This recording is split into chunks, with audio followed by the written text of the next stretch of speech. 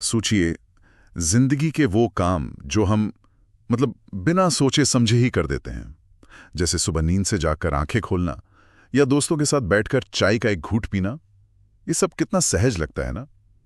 पर क्या हुआ अगर उम्र के एक पड़ाव पर यही रोजमर्रा के काम एक चुनौती बन जाएं? आज हम एक ऐसी ही दुर्लभ मेडिकल कंडीशन पर बात करने वाले हैं। नाम है ऑक्यूलोफेरिंजियल मस्कुलर डिस्ट्रॉफी या ओपीएमडी।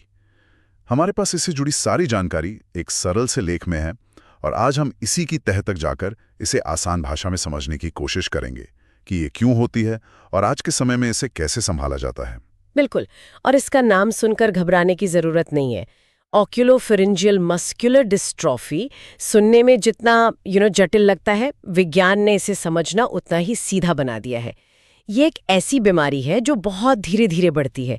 इसके लक्षण भी अचानक नहीं आते, बल्कि जिंदगी के दूसरे पड़ाव में यानी 40 से 60 साल की उम्र के बाद धीरे धीरे नजर आना शुरू होते हैं। 40 से 60 साल, ये बात ही अपने आप में हैरान करने वाली है।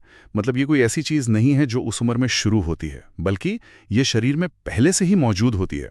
यही इसका सबसे दिलचस्प और कह सकते हैं कि रहस्यमयी पहलू है।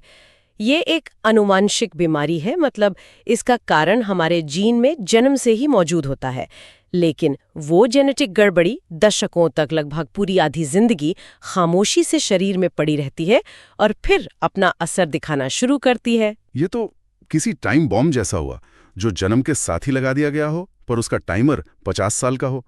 ये समझना ही मुश्किल है कि इतने सालों तक शरीर को पता ही क्यों नहीं चलता। तो चलिए इसी गुत्थी को सुलझाते हैं। इसकी जड़ में कौन सा जीन है और ये काम कैसे करता है? इसकी जड़ में PABPN1 नाम का एक जीन है।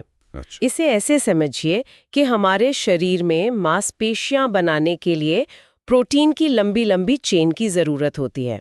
ये जीन उन प्रोटीन चेन को सही तरीके से बनाने की प्रक्रिया में एक मैनेजर की तरह काम करता है। अच्छा। लेकिन ओपीएमडी में इस जीन में एक छोटा सा डिफेक्ट आ जाता है, जिसकी वजह से ये एक अधूरा चिपचिपा प्रोटीन बनाने लगता है। अच्छा। और यही चिपचिपा प्रोटीन धीरे धीरे मांसपेशियों की कोशिकाओं में जमा होने लगता है। अच्छा। और दशकों बाद जब इसकी मात्रा बहुत ज्यादा हो जाती है तो ये उन कोशिकाओं को कमजोर करना शुरू कर देता है। ओके, तो ये दशकों का समय उस चिपचिपे प्रोटीन के जमा होने में लगता है। और क्योंकि ये एक जेनेटिक बीमारी है, तो क्या इसका मतलब ये है कि ये परिवार में एक पीढ़ी से दूसरी पीढ़ी में जाती है? हाँ, ज्यादातर मामलों में ऐसा ही होता है। विज्ञान की भाषा में इसे ऑटोसोमल डोमिनेंट कहते हैं। Autosomal dominant. इसका सीधा सा मतलब है कि अगर माता या पिता में से किसी एक के पास भी ये डिफेक्ट वाला जीन है, तो उनके हर बच्चे में इसके आने की 50% संभावना होती है। 50%? ये तो बहुत ज्यादा है। हर बच्चे के लिए एक सिक्के को उछालने जैसा हुआ। बिल्कुल। और ये 50% की संभावना हर बच्चे के लिए नई होती है। ऐसा नहीं कि अगर एक बच्चे को बीमारी हो गई तो दूसरे को नहीं होगी। हर बार ये संभावना 50-50 ही रहती है। हालांकि बहुत ही कम मामलों में ये ऑटोसोमल रिसेसिव भी हो सकती है, जहां बच्चे को ये डिफेक्ट वाला जीन माता और पिता दोनों से मिलना जरूरी होता है। अच्छा। पर जैसा मैंने कहा, वो बहुत दुर्लभ है। मुख्य बात यही है कि ये गड़बड़ी जन्म से मौजूद है, पर इसका असर बहुत बाद में दिखता है। तो जब ये 40-50 साल का टाइमर पूरा होता है और वो जमा हुआ प्रोटीन अपना असर दिखाना शुरू करता है, तो शरीर में सबसे पहले क्या महसूस होता है? इसके शुरुआती लक्षण क्या हैं? जैसा कि इसके नाम से ही पता चलता है, ये सबसे पहले शरीर के 2 खास हिस्सों पर असर डालती है। नाम को तोड़कर समझते हैं। ऑक्यूलो यानी आंख से संबंधित, आंख, ठीक है। और फेरेंजियल यानी गले की ऊपरी हिस्से से संबंधित। तो सबसे शुरुआती और आम लक्षण इन्हीं 2 जगहों पर दिखते हैं। आंखें और गला? हाँ। तो आंखों में क्या होता है? सबसे पहला लक्षण है पलकों का धीरे धीरे गिरना, जिसे टॉसिस कहते हैं। टॉसिस? हाँ। मरीज को महसूस होता है कि उनकी पलकें भारी हो रही हैं और उन्हें पूरी तरह से खोलकर रखने के लिए जोर लगाना पड़ रहा है। दिन ढलते ढलते आंखों में थकान बहुत बढ़ जाती है। कुछ लोगों को चीजें 2-2 भी दिखाई दे सकती हैं, जिसे डबल विजन कहते हैं। अच्छा।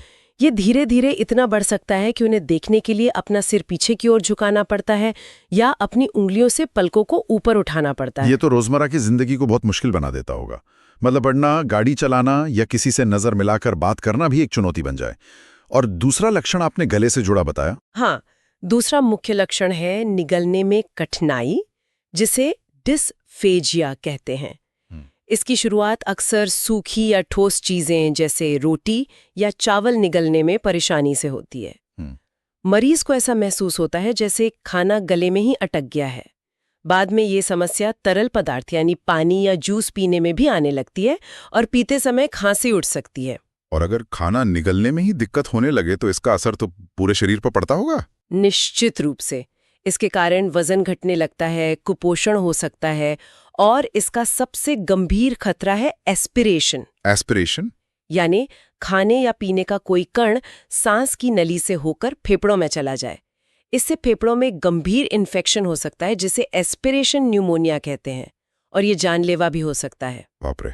बाद के चरणों में बीमारी बढ़ने पर कंधों, गर्दन और जांघों की मांसपेशियों में भी हल्की कमजोरी आ सकती है, जिससे चलने फिरने में, संतुलन बनाने में थोड़ी मुश्किल हो सकती है। तो अगर किसी को ये दोनों लक्षण, गिरती पलकें और निगलने में मुश्किल, एक साथ महसूस हो रहे हैं, तो डॉक्टर इस नतीजे पर कैसे पहुंचते हैं कि ये OPMD ही है?